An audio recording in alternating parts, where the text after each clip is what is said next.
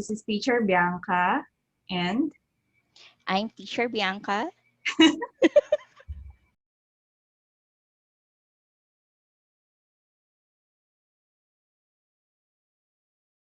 Hello artists, this is Bianca. Welcome to Umaarteng Penmanship. And today we will be doing watercolor and with the watercolor calligraphy with the word bloom.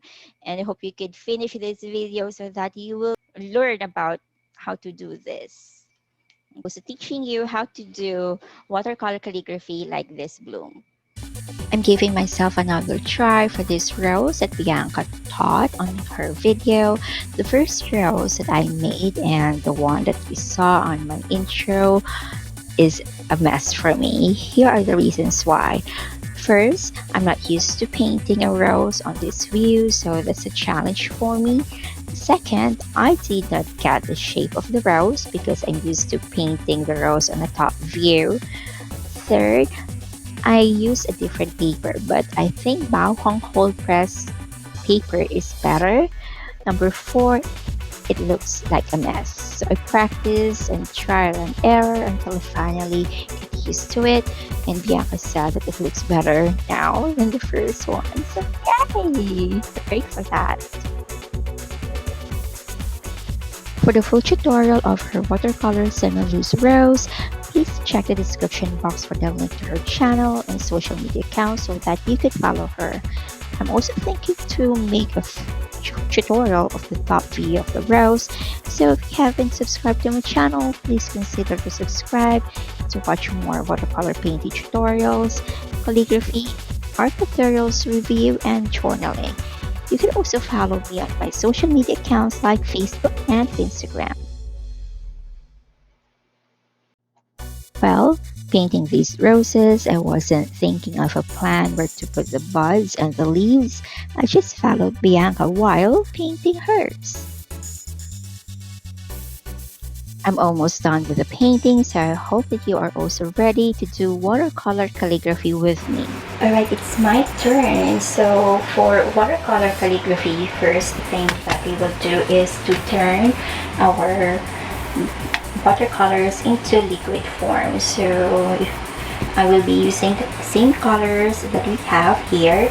Also, you could use a very small brush that you have. I have here size 2. You could also use this, but size 2 is actually big when you write letters. You could also use a detail brush like this. This is Escoda, and the size of this is 2 by 0. There you go. Or you could use the smallest that you can have using a water brush. So for the people who are using water brush, that you will be needing to put some water inside and it's easy to squeeze. It's just what you need to do is to control when you press the water. Alright, so since we are going to do watercolor calligraphy, you can do it in multicolor or you can do it in just monochrome or one color. But if you are going to do it in multicolor, what I suggest is that you use the same colors. You use the pattern of the rainbow. So the colors of the rainbow are red, orange, yellow, green, blue, violet, and indigo. So because if you mix two colors that are opposite to each other, like complementary colors, it will become browns. So we will avoid that.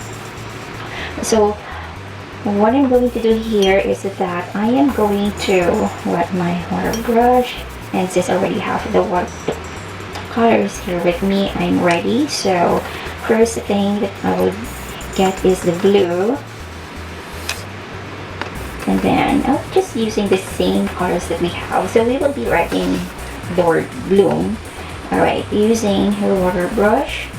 Okay, so for calligraphy, you don't need to have actually a very good handwriting because we will be using strokes, not your handwriting. So let's start with ascending loop, that is very thin line going up and then press down. Also in order to blend the colors. Make sure that the last stroke you have is wet at the end so that you can mix it. And next that I will get is green. So I will have a down up stroke and then go down and then there and make an exit line. Okay, so I have this wet. Alright, there you go. So since we have green, the next color that I will be using is yellow. Alright, yellow. While it's still wet, you can blend the colors. So we will be having our ascending loop again with very thin line, upstroke, and then curve down to the left to do a downstroke. So there. It touched the B here because my exit line is too short, but I will make it longer. Okay, I will do it one more time. Okay, the next color that I will use is the red. Okay, so that we can blend it with an oval, very thin upstroke going to the left and press a little heavy and connect to up. And then I will make an exit line. There you go, and I'll make sure that it is wet at the end so that it will blend to the next color. Alright, so next I will have is blue again. So make an oval, so thin upstroke, go down and up, and let's make an exit line like that so we could connect it. Next I'll get green.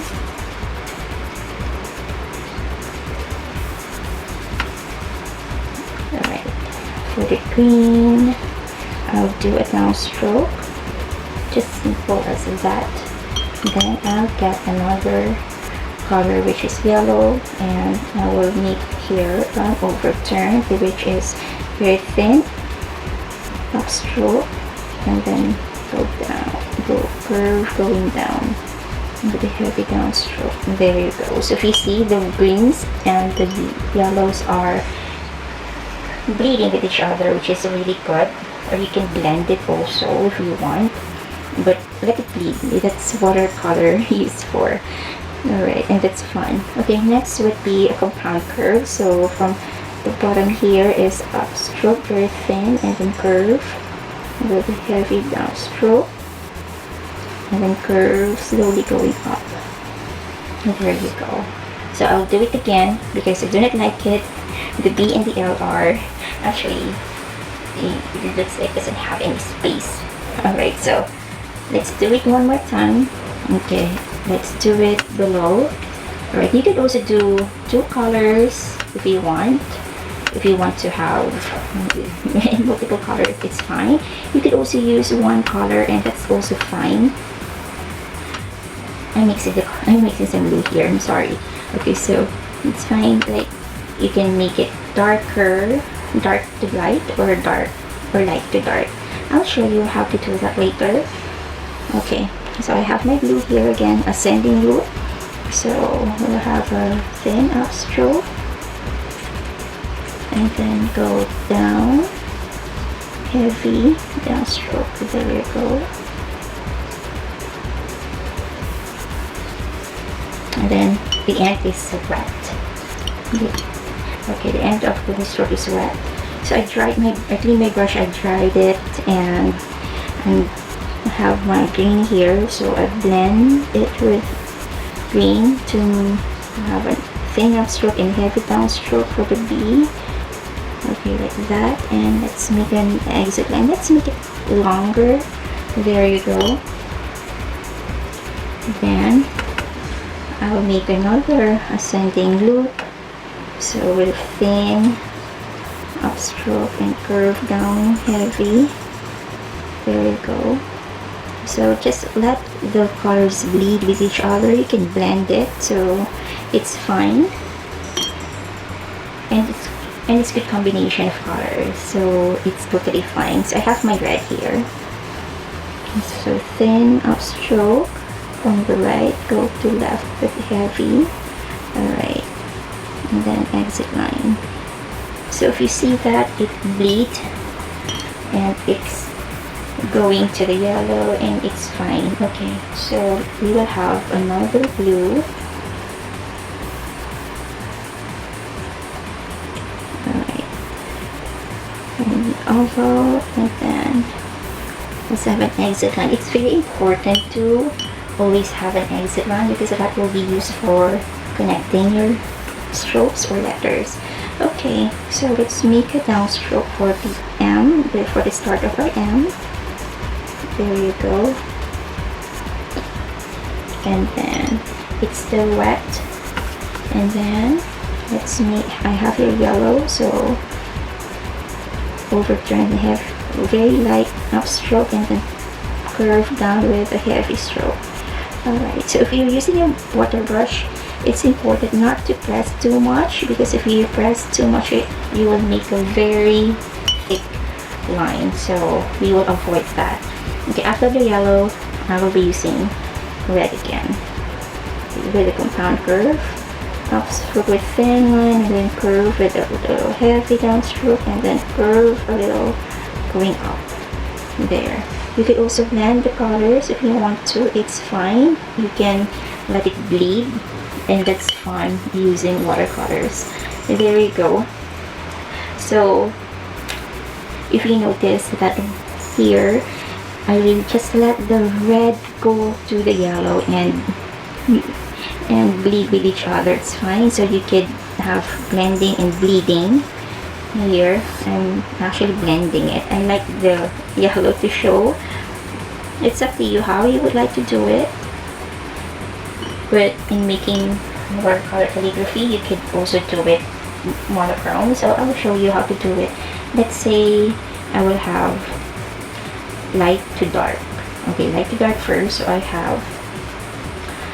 I'm going to get my very diluted red. I will have my red here, so I will have here a thin upstroke. This is ascending loop, and then curve down to make it downstroke. So this is this ascending loop, and then I will add more pigment to my paint. Okay, so I have, okay, so it's darker now. And just let it be. Okay, if it's too watery, you can clean your brush with a tissue that bit. Avoid paddling to your letters. Alright, so it's darker now, and then I'll add more pigment,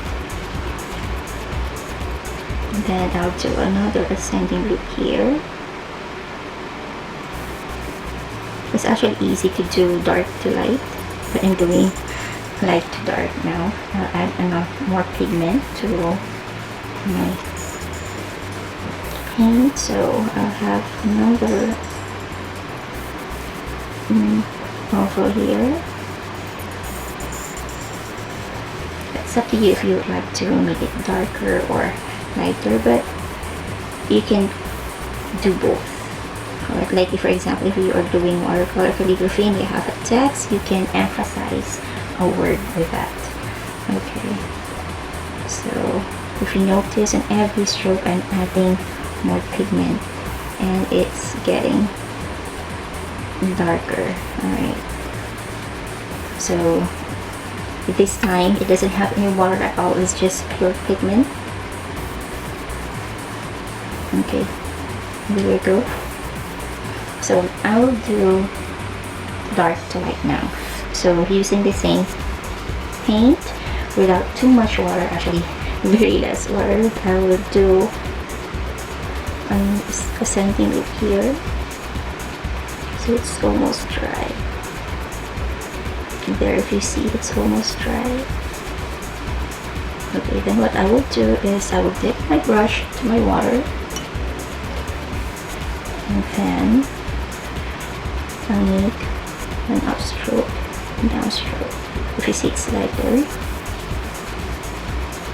Okay, now I will dip my brush again to my water and remove the excess.